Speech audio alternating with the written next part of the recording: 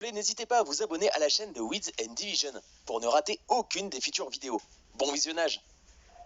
L'Undertaker, The Deadman, l'homme qui crée la chair de poule sur n'importe quel fan dans n'importe quelle arène de la WWE du monde. Lui et sa très fameuse prise, le Tombstone Pile Driver. Aujourd'hui, il est très proche d'une retraite méritée. Mais qu'a-t-il fait durant toute sa carrière avant et pendant la WWE? Qui était réellement l'Undertaker? C'est ce que nous allons voir dans ce deuxième épisode de Before WWE.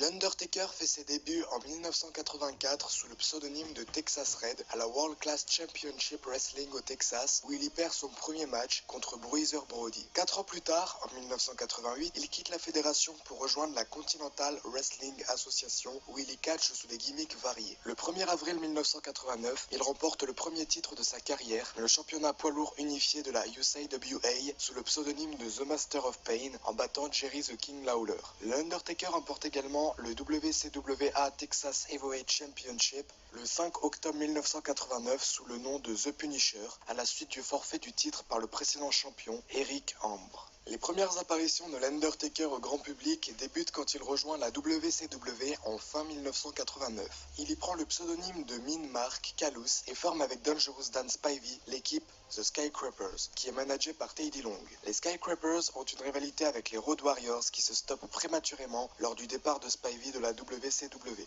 De retour en solitaire, l'Undertaker bat Johnny Ace à Capital Combat, puis Brian Pillman à Clash of the Champions. Parallèlement à son travail à la WCW, il a également catché sous le pseudonyme de Diz Morgan Punisher à la New Japan Pro Wrestling, là où on catchait plus tard des superstars comme AJ Styles ou encore Shinsuke Nakamura. En octobre 1990, l'Undertaker signe avec la World Wrestling Federation, l'ancêtre de la WWE. Il fait ses débuts à la WWF au Survivor Series 1990, le 22 novembre de cette même année sous le nom de The Undertaker, qui veut dire en français croque-mort, fossoyeur ou encore entrepreneur de pompes funèbres. Il est un mort-vivant managé par Brother Love, où il fait partie de l'équipe de Ted DiBiase. Pour affronter l'équipe de Dusty Rhodes, durant le match, Undertaker fera la première élimination en éliminant Koko B. Ware et éliminera Dusty Rhodes par la suite. Cependant, c'est Ted DiBiase qui fera gagner l'équipe en éliminant Bret Hart. L'Undertaker participe au Royal Rumble 1991 en entrant en 12e position, mais il finira par être éliminé par les Road Warriors. Il finit donc 9e dans le Royal Rumble.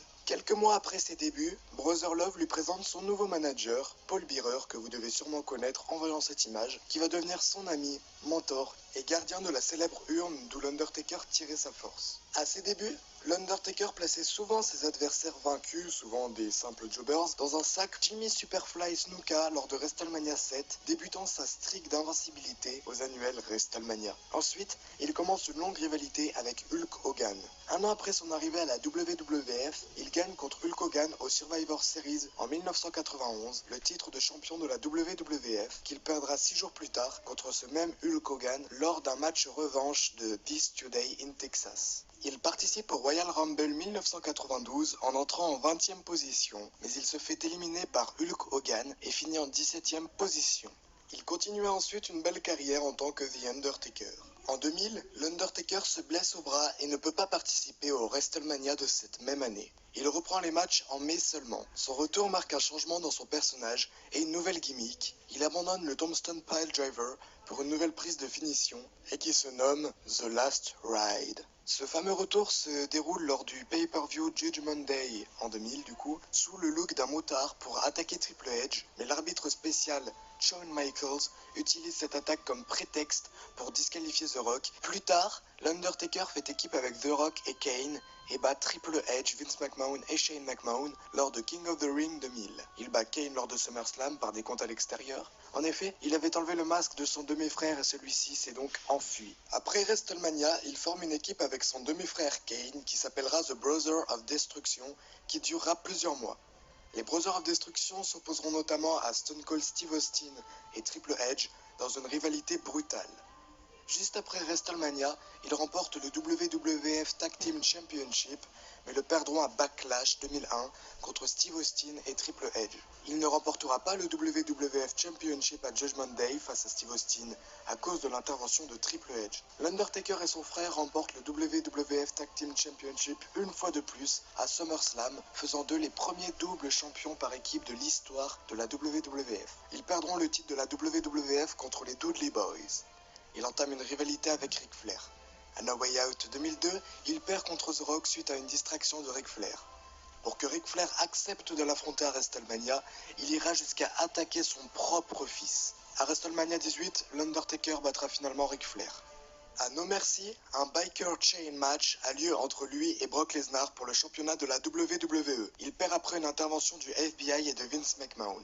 L'Undertaker veut se venger de Vince McMahon au Survivor Series dans un Buried Alive match, mais Kane intervient et enterre l'Undertaker. Il effectuera son retour après cet enterrement à WrestleMania 20 sous son ancien personnage du Deadman en battant Kane. À The Great American Bash 2004, Undertaker bat seul les Dudley Boys et tue ensuite son ancien manager Paul Bearer en faisant couler du ciment dans une cage en verre où était enfermé Bearer durant le match. À la suite de cela, il enchaînera des rivalités qu'il va gagner et même certaines vont lui donner des titres. Nous allons parler des rivalités un peu plus récentes, comme par exemple le moment où l'Undertaker effectue son retour lors du Raw du 24 février 2014, où il accepte d'affronter Brock Lesnar à WrestleMania 30. Finalement, il se fera battre par Brock Lesnar à ce WrestleMania, ce qui stoppera sa série d'invincibilité, sa streak de WrestleMania, au bout de 21 victoires. Nous passerons outre les rivalités avec Bray Wyatt, Shane McMahon que l'Undertaker va gagner. L'Undertaker va perdre une deuxième fois un WrestleMania, ça sera contre Roman Reigns lors de WrestleMania 33. Lors de WrestleMania 34, l'Undertaker va battre John Cena en 3 minutes.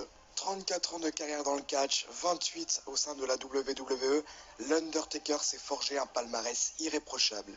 Il a été vainqueur du Royal Rumble 2017, une fois USWA Unified World Heavyweight Champion, une fois WCWA Texas Heavyweight Champion, 4 fois champion de la WWE, une fois champion du monde par équipe de la WCW, une fois champion hardcore, 6 fois champion du monde par équipe de la WWE, 3 fois champion du monde poids lourd de la WWE, bref, un palmarès irréprochable.